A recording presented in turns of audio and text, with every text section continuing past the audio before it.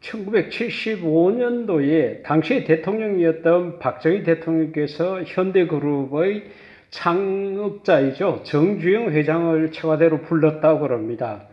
그 주된 대화의 내용이 뭔가 하면은 지금 1973년부터 일어난 유류 파동 때문에 전 세계가 경제적으로 어려움을 겪고 그렇게 있는데 중동에 일자리가 너무 많다. 우리나라 사람들이 그곳에 가서 일을 해서 돈을 벌었으면 좋겠다는 그런 생각을 대통령이 갖고 있었습니다. 그래서 대통령께서 관료들을 그렇게 보내가지고 조사를 시켰더니만은 그곳은 낮에 50도에 가까울 만큼 뜨거운 날씨고 그 다음에 그렇게 뜨거운 날씨인데 물이 없다. 그렇게 해서 근로를 하기에는 너무나 악조건입니다. 라는 보고를 들었다는 거예요. 그럼에도 불구하고 대통령께서는 어떻게 하든지 그곳에 우리나라 사람들을 보내서 일자리를 갖고 돈을 벌고 했으면 좋겠다는 생각이 들어가지고 정주영 회장을 만났습니다. 그래서 상황이 이런데 정 회장께서 가서 현지를 한번 둘러와 보고 오면 좋겠다라는 권유를 받았다고 합니다. 그래서 정주영 회장이 5일간 다녀오고 난 다음에 똑같은 현장을 보고 이와 같이 대답을 했다고 합니다. 비가 1년 365일 오지 않으니까 매일같이 일을 할 수 있습니다. 낮에는 더우니까 천막을 치고 그늘에서 잠을 자고 저녁에 선언할 시간에 그렇게 일을 하면 됩니다. 그같이 이야기를 했다는 거예요. 그럼 물은 어떻게 할 거냐? 물은 물이 있는 곳에서 길러 오면 됩니다. 이와 같이 답을 했다고 합니다. 똑같은 중동이라는 현장을 두고 관료는 이래서 안 되고 저래서 못합니다 라고 이야기를 했고 정주영 회장은 이래서 좋고 저래서 할 수 있다고 이야기를 했다는 거예요. 그 이야기를 듣고 박정희 대통령께서 현대그룹에 모든 것을 지원을 해가지고 수많은 근로자들이 중동으로 파견을 나가게 되었고 실제적으로 낮에는 천막을 치고 자고 밤에는 횃불을 들고 그렇게 일을 해서 전 세계를 놀라게 했습니다. 그리고 그렇게 한 지 몇 년이 되지 않아가지고 정말 여객기 한 대에 달러를 싣고 들어왔다고 이야기할 만큼 외화벌이가 있었다고 합니다. 여러분, 똑같은 물건을 두고 TV에 나와서 그 물건을 사라고 홍보하는 사람, 우리가 쇼 호스트라고 흔히 그와 같이 이야기를 하지 않습니까? 그 사람들이 하는 이야기 들어보면은 내가 갖고 있는 물건이고 내가 샀는 물건인데 그게 그렇게 좋은 점들이 많은 줄 몰랐다라는 생각을 하게 되거나 아니면 내가 사보지 않은 물건일 경우에는 그 홈쇼핑에 나와서 물건을 선전하는 사람의 말을 듣고 물건을 필요 이상으로 구입하는 경우도 없잖아 있습니다. 성경 속에 보면은 이처럼 예수님의 좋은 점, 예수님께서 우리를 위해서 하신 점 이런 것들을 강하게 어필을 해가지고 어떻게 하든지 간에 모든 사람들이 예수님에 대한 좋은 생각을 가지고 예수님을 믿도록 한 그런 성경 기자가 있습니다. 그것이 바로 히브리서 기자입니다. 히브리서는 아직까지 성경학자들이 이 책을 누가 썼는지 밝혀내지 못하고 있습니다. 저자가 불분명함에도 불구하고 이런 책이 성경에 있다는 것은 그 내용이 그마치 좋다는 이야기죠. 히브리서 전체적인 내용은 그렇습니다. 유대인들이 그토록 존경하는 아브라함부터 시작하고 모세고 다윗이고 심지어는 천사까지 다 예수님과 비교를 합니다.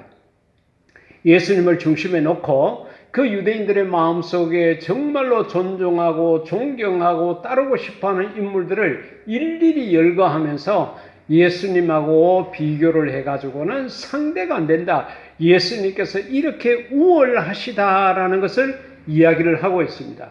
그 가운데 히브리서 1장 1절에서 3절 말씀까지 보게 되면은 예수님은 하나님의 대변인이다. 스피커맨이라는 이야기죠. 그래서 2절 가운데 보면은 이 모든 날 마지막에는 아들을 통하여 예수님을 통하여 우리에게 말씀하셨으니. 하나님께서 직접적으로 말씀하시지 아니하고 예수님을 통해서 우리에게 말씀하셨다. 그렇기 때문에 그 예수님 말씀이 곧 하나님 말씀이다. 3절에 보니까 그의 능력의 말씀으로 만물을 붙드시며 그랬습니다. 그 예수님이 전하는 그 말씀이 보통 사람의 말하고는 다르고 능력의 말씀이다. 그것이 이야기를 했습니다. 그러니까 예수님이 어떤 분인지 아느냐? 바로 하나님의 대변인이시다. 하나님을 대변하는 그런 분이 예수님이다. 이야기를 했습니다. 그 다음에 같은 2절 가운데 보면은 이 아들을 만유의 상속자로 세우시고 그와 같이 이야기를 했습니다. 그렇죠. 상속자라는 것은 부모의 유산을 이어받을 자를 이야기를 합니다. 보통 부모들은 자식들에게 줍니다. 특별한 경우가 아닌 한은 그 자식에게 그 부모가 지금까지 고생하며 쌓아놓은 모든 것을 물려주게 되는데 정말 믿을 만하고 정말 사랑스러우니까 준다는 이야기죠. 바로 예수님은 하나님의 상속자이다. 그러니까 하나님께서 그만치 믿고 사랑하시는 자다라는 것을 알 수가 있습니다. 그 다음에 히브리서 기자는 그 예수님이 바로 창조주이시다는 것도 이야기를 합니다. 또 그로 말미암아 모든 세계를 지으셨느니라. 아멘. 다시 말하면은 예수님께서 모든 세상을 창조하셨다는 거예요. 정말 그럴까요? 창세기 1장 26절, 21장 26, 7절 말씀 가운데 보니까 하나님이 이르시되 우리의 형상을 따라 우리의 모양대로 우리가 사람을 만들고 그것이 말씀하셨는데 이때는 사람이 만들어지기 전이었거든요. 그러면은 사람이 없는데 하나님이 내가 내 형상을 따라 내 모양대로 내가 사람을 만들고 이렇게 말해야 될 건데 마치 두 사람 이상 있는 것처럼 우리라는 단어를 3번이나 사용했다는 거예요. 그러면 이 우리는 누구일까? 바로 성부, 성자, 성령, 삼위일체 하나님이시라는 겁니다. 그렇기 때문에 예수님이 어떤 분인지 아느냐? 히브리서 기자는 바로 창조주이다. 창조주라는 말은 무슨 말입니까? 내 주인이라는 거죠. 내 주인이라는 거예요. 우리가 세상을 살아가면서 나의 주인이 하나님이시다는 것을 인식하는 것은 너무도 중요합니다. 그렇기 때문에 세상을 살아갈 때 내 뜻대로 내 계획대로 안 되죠. 왜? 내 주인의 뜻대로 되는 겁니다. 그러기에 우리는 항상 하나님을 나의 마음에 나의 주인이시요 나의 왕이시요 나의 생명이시요 나의 전부라는 것을 날마다 고백하며 사는 게 중요합니다. 그리고 히브리서 1장 3절 가운데 보니까 예수님은 바로 하나님이시다. 그같이 히브리서 기자가 이야기를 합니다. 이런 하나님의 영광의 광채시요 그 본체의 형상이시라. 또 하늘에 계시는 위대하신 하나님 오른편에 앉으셨습니다. 그같이 이야기를 했습니다. 그렇죠. 하나님 바로 그 본체라는 겁니다. 우리가 하나님과 예수님과의 관계를 어떻게 표현을 할 수가 없으니까 하나님 아버지라고 그러고 예수님을 아들이라고 그러고 우리가 성령님이라고 그러지만은 사실은 성부, 성자, 성령님은 동일하십니다. 바로 예수님은 하나님이시라는 것을 히브리서 기자가 이야기를 했습니다. 그렇기 때문에 히브리서 기자가 예수님은 하나님의 대변인이시요 하나님의 상속자요 하나님의 창조자이시고 바로 하나님이십니다 이야기한 것을 우리가 기억을 해야 합니다. 그래서 우리는 예수님을 자랑하는 자가 되어야 되겠습니다. 하나의 물건을 팔기 위해서 홈쇼핑에 나와서 물건을 선전하는 사람인 것처럼 예수님께서 우리를 위해서 여러 가지 모양으로 하신 일들, 예수님의 좋은 점들을 많이 전했으면 좋겠습니다.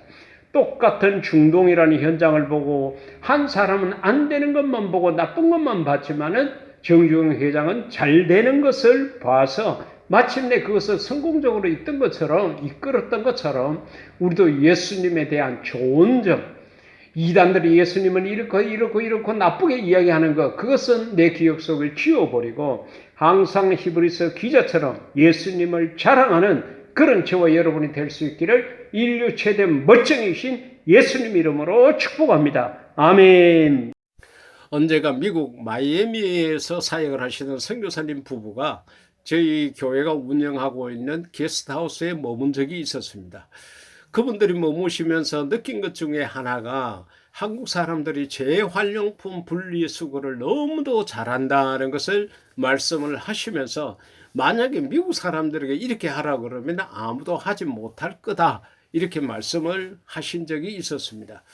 우리는 성경 속에 보게 되면은 하나님께서 사람을 재활용한 기록들이 있습니다. 다시 말하면 사람을 재활용했다 그러니까 좀 이상하게 생각을 할지 모르지만은 죄로 말미암아 더러워지고 무너지고 쓰러지고 정말로 인간 말종과 같은 그런 모습을 가졌지만은 하나님께서 그 사람을 다시 들어서 사용하셨다. 그것을 재활용이라고 표현을 했습니다. 구약 성경에 나타나 있는 재활용의 인물 가운데 하나가 바로 다윗이라고 말을 할 수가 있습니다. 열왕기하 12장 13, 14절 가운데 보면은 선지자 나단이 왕이었던 다윗을 찾아가서 했던 말이 있습니다. 선지자가 왕을 찾아갔다. 이것은 예사로운 일이 아니죠. 그리고 왕도 아무리 권력이 있고 힘이 있다고 하더라도 하나님께서 세운 선지자를 감히 아무렇게나 대하지 못했습니다. 그런데 선지자 나단은 하나님의 명령을 듣고 걸음을 다윗 왕에게로 갔습니다. 다윗이 잘못한 것을 지적을 했습니다. 다시 말하면 다윗이 우리의 아내를 범하고 더 나아가서는 그의 남편을 전쟁의 최일선에 나가서 죽게 한 살인죄를 저질렀습니다. 우리가 다윗이 행한 이런 잘못들을 생각할 때 우리 한국 교회에서는 이 다윗이 잘못한 것, 7계명을 어긴 것, 다시 말하면 우리의 아내를 범한 데에 모든 것이 집중되어 있지만은 그보다 사실 더 중요하고 더 큰 죄는 뭔가 하면은 그의 남편을 전쟁터에 내어 보내가지고 고의적으로 죽게 했다는 거죠. 살인죄를 저질렀습니다. 여러분 생각을 해보십시오. 간음한 죄하고 살인한 죄, 어느 것이 더 무겁겠습니까? 죄의 무게를 단다는 것이 이상할지 모르지만은 사람을 죽게 한 살인죄가 훨씬 무겁습니다. 그럼에도 불구하고 우리 한국 사회에서, 우리 한국 교회에서 이렇게 우리의 아내를 범했다, 이 부분에 대해서만 강조하게 된 게 아마 우리 한국 사회의 특성 때문에 그런 것 같습니다. 불교 천년의 역사, 유교 600년의 역사, 이런 것을 거쳐오면서 이 여인을 범한 것에 대해 가지고 무조건적으로 질책하고 용납하지 않는 그런 습성들이 우리 민족들 속에 있었습니다.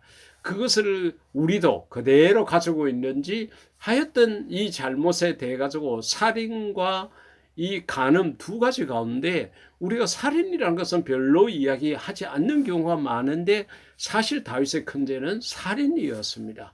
그렇죠? 간음을 했죠. 살인을 했습니다.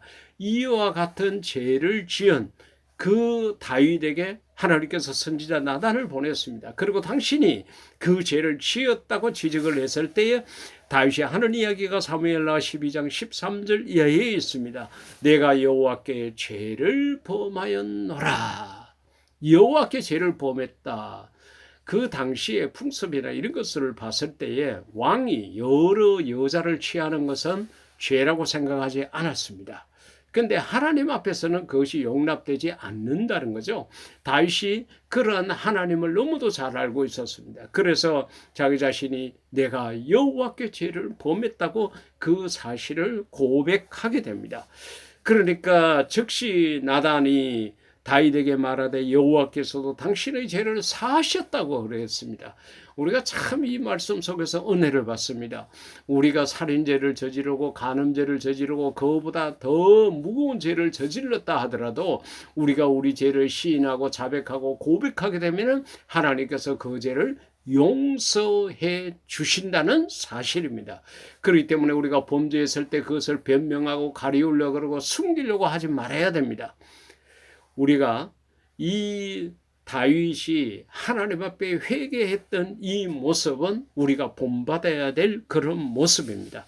그러나 하나님께서 그 죄를 그냥 용서해 주지는 않았습니다. 용서는 해 주시기는 했지만은 그에 대한 대가를 받게 했습니다. 당신이 낳은 아이가 반드시 죽으리다. 선지자 나단이 덧붙여서 이야기를 했습니다. 하나님께서 당신의 죄를 용서해 주시는 것은 맞습니다. 하지만 그 대가로 그 아들은 태어나서 죽게 됩니다. 그 대가를 받게 했다는 거죠. 그렇습니다. 하나님께서는 때때로 우리의 죄를 용서해 주시기는 하지만은 간혹 그 죄에 대한 대가를 지불하도록 하실 때가 있습니다. 우리는 그러한 경우를 통해서 다시는 그 죄를 범치 말아야 되겠다고 생각하고 다짐하게 될 것입니다. 그래서 하나님께서는 이 다윗이 그러한 죄, 살인죄를 저지르고 간음한 죄를 저질렀지만은 회개하니까 하나님께서 계속적으로 왕의 자리에 있게 했고 하나님으로부터 쓰임 받게 되었다는 사실입니다. 신약 성경에 가서는 우리가 바울이라고 말하는 사울을 우리가 잊을 수가 없습니다. 그는 어떤 사람이었느냐? 사도행전 9장 1, 2절 가운데 보면은 사울이 주의 제자들에 대하여 여전히 위협과 살기가 동등해서 대제사장에게 가서 다메섹 여러 회장에 가져갈 공문을 청하니 그 공문의 내용이 뭐냐? 이는 만일 그 도를 따르는 사람, 이 도를 따른다는 것이 예수님을 믿는 사람을 이야기를 하는 것입니다. 그것을 만나면 남녀를 막론하고 결박해서 예루살렘으로 잡아오려 함이라. 그러니까 자기가 하나님을 욕하거나 예수님을 믿지 않거나 이러한 정도가 아니라 다른 사람이 예수님을 믿는 것까지 못 보는 거예요. 그냥 단순하게 꼴보기 싫다가 아니라 그를 잡아가지고 재판에 넘기려고 정말 전국 방방곡곡을 다니는 그러한 이때는 사울이죠. 사울의 모습을 이야기하고 있습니다.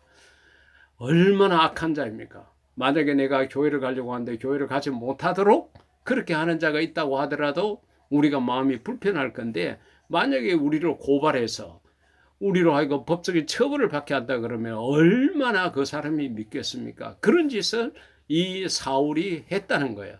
그런데요, 그 사도행전 9장 15절 말씀 가운데 보면은 예수님께서 그 사울을 두고 뭐라고 이야기하는가 하면은 이 사람은 내 이름을 이방인과 임금들과 이스라엘 자손들에게 전하기 위하여 택한 나의 그릇이다. 예수님께서 택한 나의 그릇이라고 그같이 이야기했습니다. 아니 예수님을 잘 믿는 사람들도 많고 정말 기도하는 사람들도 많은데 그렇게 예수님을 믿지 않고 예수님 믿는 사람을 감옥에다 가두는 이런 사람을 나의 그릇이라고 그같이 말씀을 하신 거예요. 근데 결국은 이 다메섹 도상에서 예수님을 만난 사울이 3년 동안이나 아라비아 사막에 가서 성경을 다시 보고 예수님이 메시아임을 확신하게 됩니다. 그리고서는 자기의 목숨이 다할 때까지 예수님이 구세주라는 사실을 전하는 그야말로 예수님의 말씀대로 내 이름을 위해서 택한 나의 그릇이 되었다는 겁니다. 자, 이처럼 우리가 다윗의 경우 또 우리가 사울의 경우를 보는 것처럼 이 두 사람이 정말로 악한 죄인이었는데 어떻게 이렇게 쓰임받게 되었느냐? 그 속에는 회개라는 시점이 있었다는 거죠. 회개하고 자복하고 시인하니까 하나님께서 깨끗한 그릇으로 인정하셔서 하나님이 원하시는 일꾼으로 사용하셨다는 겁니다. 오늘 이 말씀을 생각하면서 우리가 하나님 앞에 범죄했다고 하더라도 실망하거나 좌절하지 말고 변명하고 가리우려고 하지 말고 다윗처럼 사울처럼 깨끗하게 고백하고 시인해서 우리가 죄 씻음받고 하나님 앞에 더 귀하고 더 아름답게 쓰임받는 그런 저와 여러분이 될 수 있기를 인류 최대 멋쟁이신 예수님 이름으로 축복합니다. 아멘.